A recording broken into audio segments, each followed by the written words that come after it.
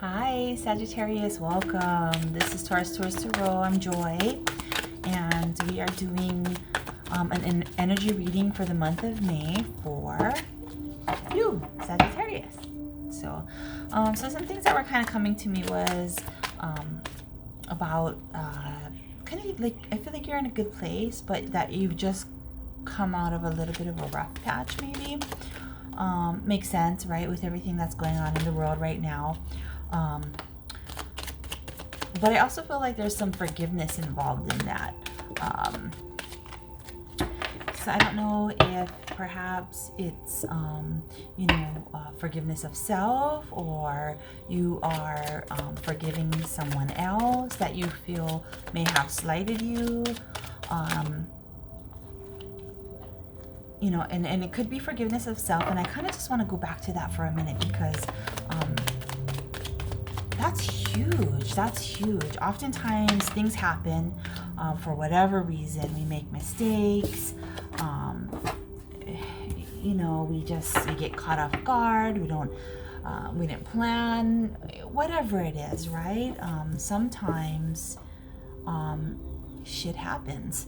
And sometimes we hold on to that for a really long time, and we beat ourselves up about it for a really long time. And that holding on to that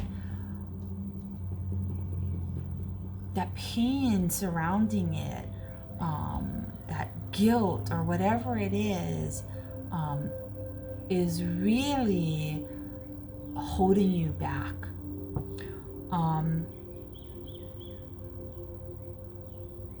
So forgiveness of self is huge. We all make mistakes, right? And think of somebody that you love, and and they did something that was, an honest mistake, and maybe it was a mistake because they truly had really, miscalculated. They did their best, but it just didn't come out right, or something like that. Easy to forgive, right? But even if it were somebody who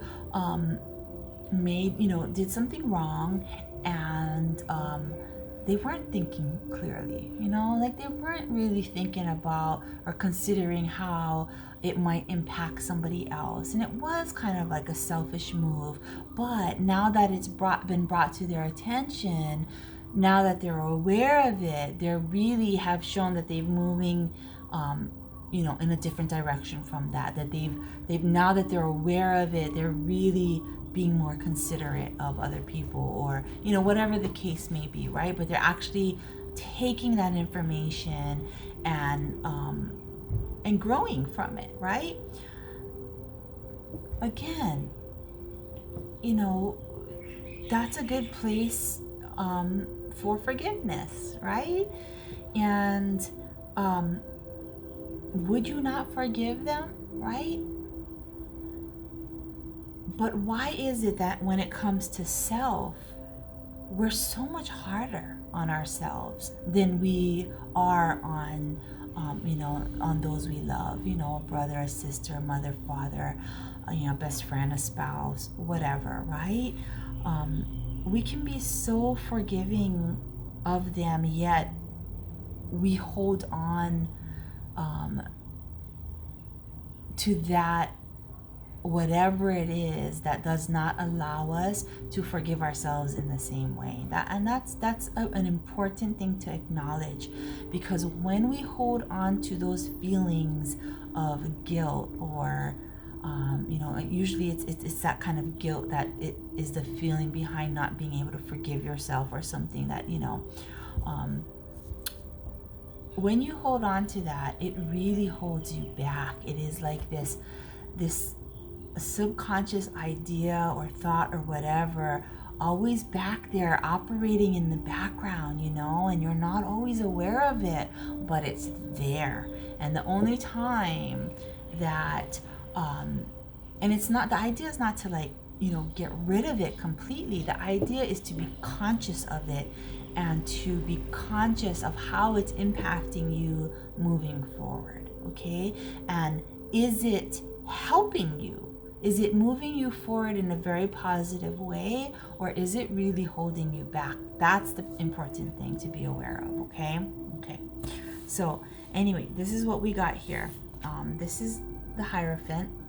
And oftentimes I understand this card as a religious dogma, but right now I'm feeling it as the rules and in society and societal conditioning, family conditioning, whatever it is. But I'm really seeing this as like the rules that you need to play by. And what are those rules? Perhaps for you, those rules are that you've developed over your lifetime. Maybe those rules are that you were taught that you are supposed to hold on to those negative things when you do something wrong, that you are not supposed to forgive yourself.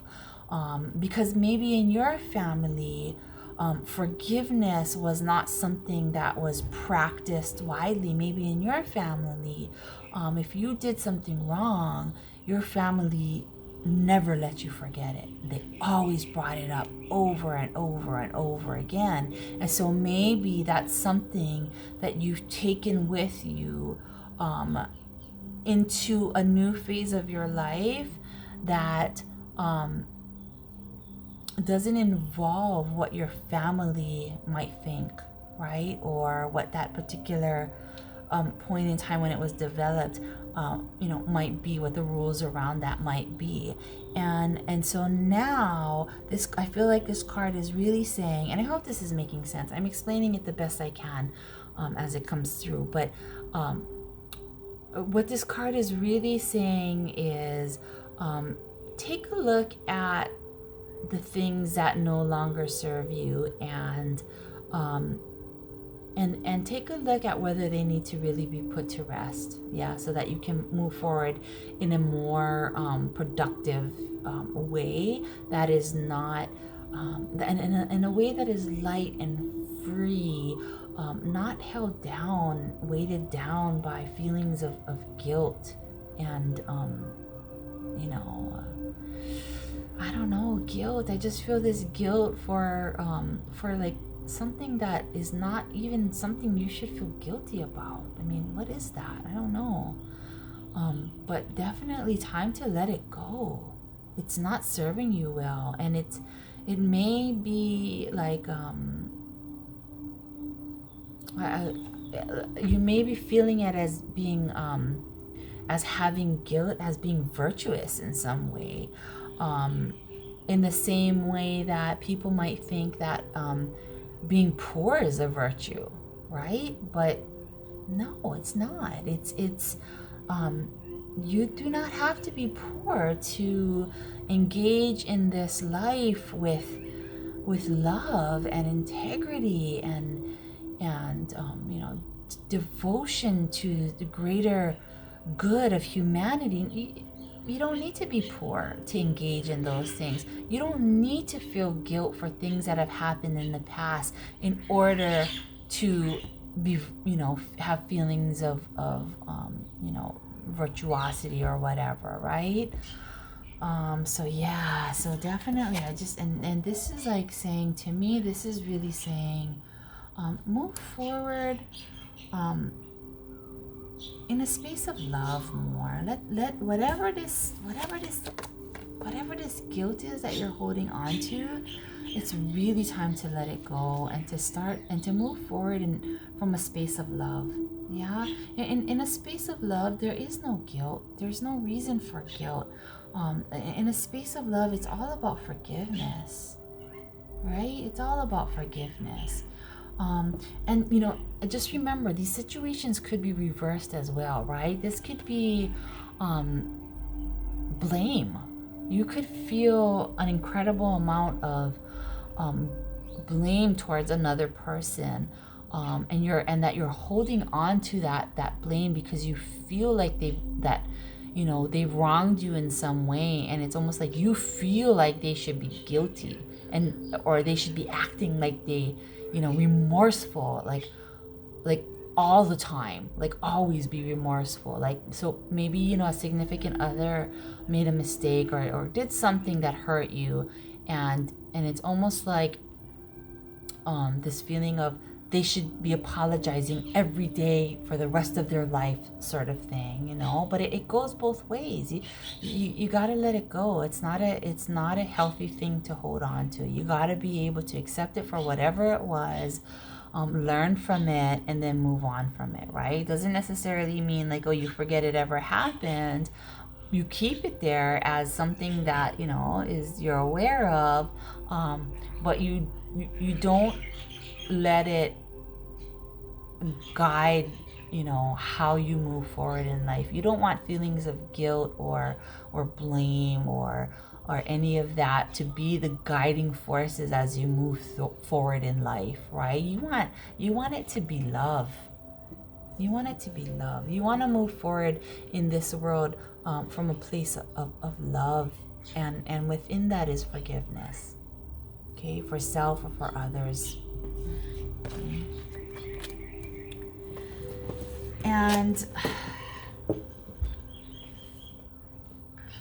for some of you, I really feel like if it involves a relationship, that it may end up in you guys going your separate ways, but not necessarily for good, but definitely for a little while, in order to come back to self, in order to do some work and some understanding and some processing on your own, in order to feel good about yourself, so you can then come and bring that back to the relationship. Because a relationship is always going to have challenges. Always. There's always going to be things that come up that you disagree on or don't see in the same way, but it's how you move through those challenges that matters.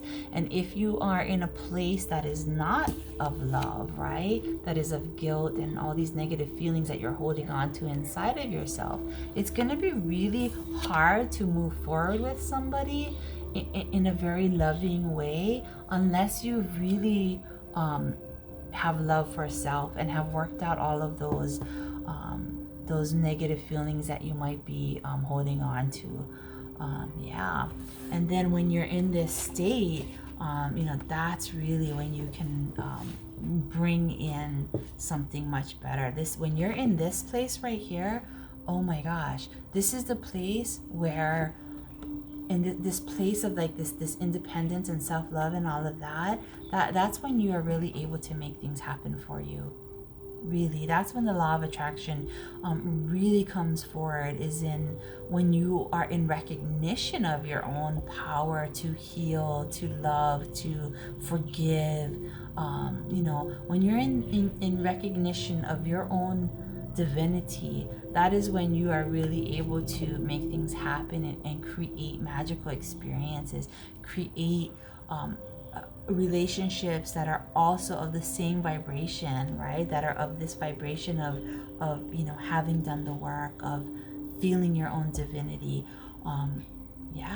That's when you really make things happen. So this is a really good thing for you, Sagittarius, but you do have to get away from this a little bit, and there's feelings of this being like family, of being like family telling you how certain things should be, or telling you that you need to do this, or or telling you that you need to be the I don't know, I just got this image of like the guy who whips his own back because he's like repenting for his sins, and so he's hurting himself physically, whipping himself on the back. And I don't know that that's helpful. I don't know that that's helpful. It's certainly not necessary. Okay, so move forward, man. Sag, move forward in love and creation, and making things happen for yourself, and recognizing your own divinity, so that you are able to recognize it in others as well. Yeah. Okay. All right, that's what it is for you, Sagittarius. I hope you enjoyed it. If you did, give it a thumbs up. And if you want to see more videos, subscribe. And you're awesome. I love you. Aloha and Namaste.